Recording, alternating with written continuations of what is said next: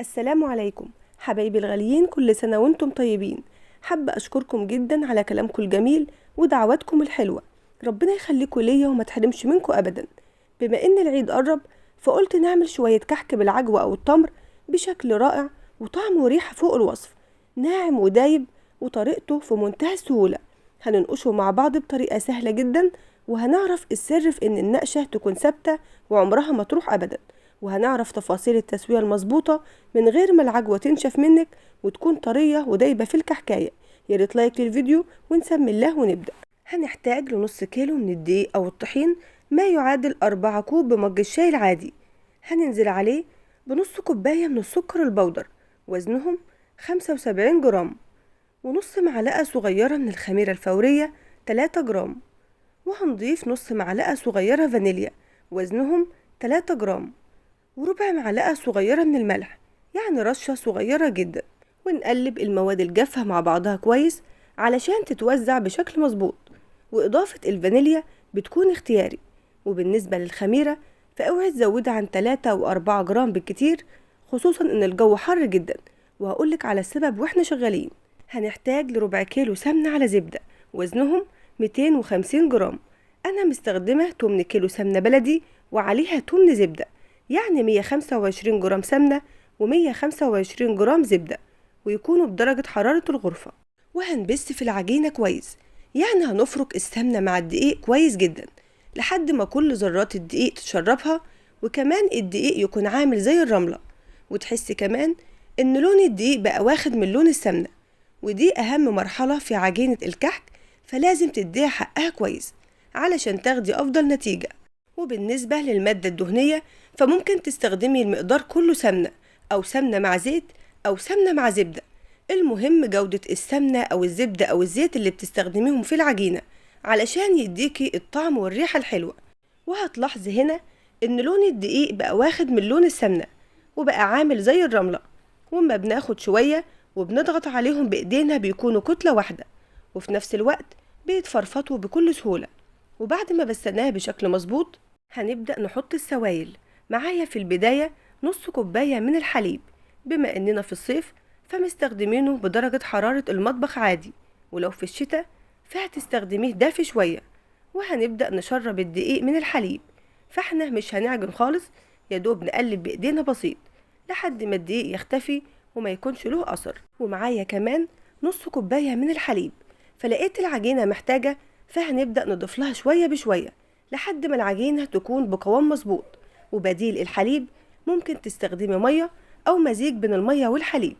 وكمية الحليب اللي أخدته العجينة كوباية إلا ربع، 150 جرام، ممكن يقل أو يزيد على حسب نوع الدقيق بتاعك.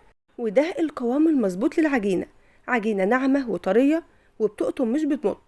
خلاص كده هنغطيها ونسيبها ترتاح بس 10 دقايق لحد ما نجهز الحشوة. ولتحضير الحشوة هنحتاج لنص كيلو من العجوة أو التمر، ويفضل إنها تكون طرية. وهنضيف عليها معلقة كبيرة من السمنة أو معلقتين كبار من الزيت، وهنعجنها بيها كويس لحد ما تتشربها وتكون طرية. ولو صدفت ولقيتي العجوة ناشفة تقدري تحطيها على نار هادية وتضيفي لها معلقة السمنة وعليها معلقتين مية أو معلقتين حليب مع التقليب المستمر لحد ما تطرى وتكون طرية وسهلة التشكيل. وهو ده قوامها وشكلها المظبوط. هنشكلها الأصابع بحجم يناسب حجم الكحكاية بتاعتك. أنا عملت حجم قطعة العجوة حوالي 10 جرام، تقدري طبعا تزودي في كميتها أو تقللي، فده براحتك. وهنشكلها كلها لأصابع علشان تكون جاهزة وقت تشكيل الكحك، فما بياخدش معانا أي وقت. أهم شيء في أي وصفة هي ترتيب خطواتها، بيسهل عليكي كل حاجة. هناخد قطعة من العجينة وكان حجمها 40 جرام، وهنفردها على شكل مستطيل وتكون بسمك رقيق شوية، لأن لسه هنبرمها وتعمل طبقات. وهنحط صابع العجوة وهنقفل عليه وهنبرمها أو نرولها بالشكل ده.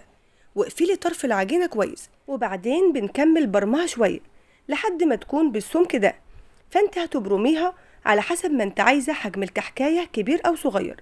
وبصباعي وبعمل تجويف في طرف العجينة، وباخد الطرف التاني أدخله فيها بالشكل ده، وبنحاول نقفل الطرفين مع بعض كويس جدا. اقلبيها واقفلي كويس من الجنبين علشان ما تفتحش منك بعد كده. وهعمل واحدة كمان معاكي علشان تلاحظيها أكتر. بفرد قطعة العجين على شكل مستطيل وبفردها بإيديا عادي جدا، لأن العجينة مظبوطة فمش محتاجة للنشابة ولا فرادة ولا أي حاجة خالص. عجينة مرنة وسهلة جدا. وبعد ما بنحشيها لازم تقفلي الطرفين مع بعض وتتأكدي من قفلهم كويس علشان ما تفتحش منك بعد كده. وبنحاول نساوي الفتحة اللي في النص على قد ما نقدر بحيث تكون الدايرة مظبوطة. وممكن تحشيه بالملبن أو تسيبيه سادة، فده براحتك.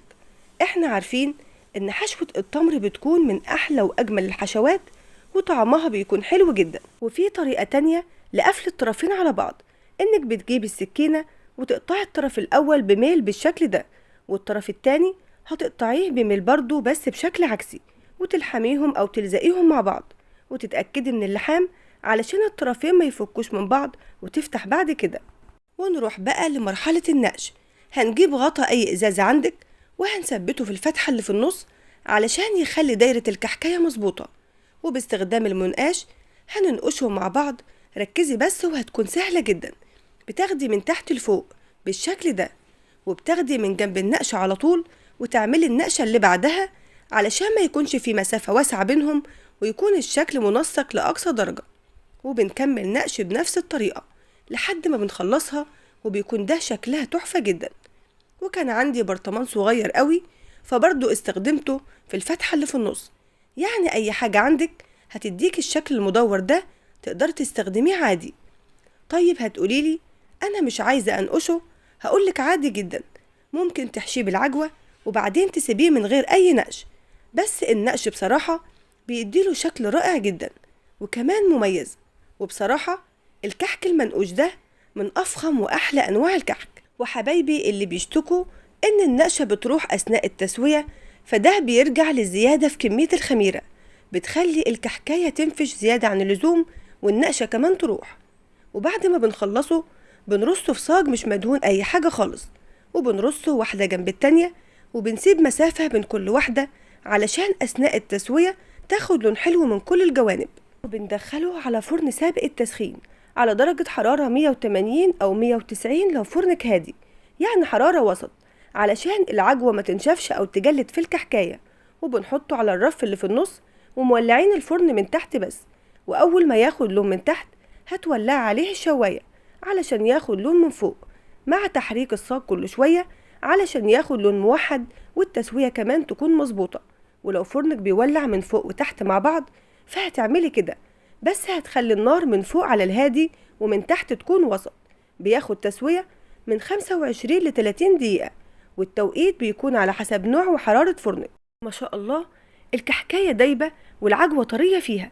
بصي كمان على نعومة الكحك، ناعم ودايب وفي نفس الوقت فيه قرمشة جميلة جدا.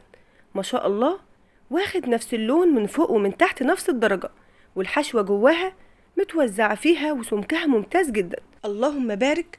النقشة واضحة وثابتة جدا وريحته قلب الدنيا حرفيا.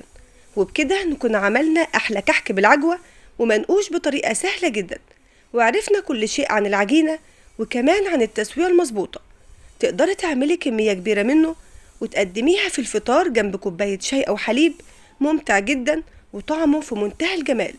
وبكده نكون وصلنا لنهاية وصفتنا. أتمنى يكون الفيديو نال إعجاب حضراتكم. ما تنسيش تعملي لايك للفيديو وتشتركي في القناة لو بتشوفيها لأول مرة. أشوفكم على خير، والسلام عليكم ورحمة الله وبركاته.